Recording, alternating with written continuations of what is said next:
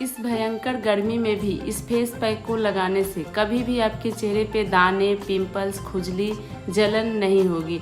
कैसे बनाना है? मुल्तानी मिट्टी, बादाम का तेल और दही, इन 3 सामग्री को एक एक चम्मच लेकर अच्छे से फेस पैक को तैयार करना है और चेहरे को धोकर पानी से तब इस फेस पैक को अपने चेहरे पे अप्लाई करना है।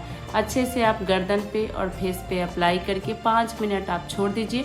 उसके बाद थोड़ी सी हाथ में गुलाब जल या पानी लगा करके चेहरे को मसाज कीजिए।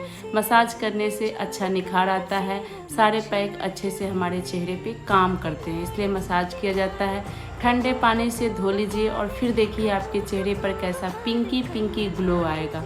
इसी तरह की आसान और इजी टिप्स देखने के लिए अपने चेहरे के दाग धब्बे को हम कैसे दूर करें, क्या खाकर हम वेट लॉस करें, इन सभी जानकारी के लिए मेरे चैनल को सब्सक्राइब करके वीडियो को एक लाइक कर दीजिएगा। Bye bye, take care.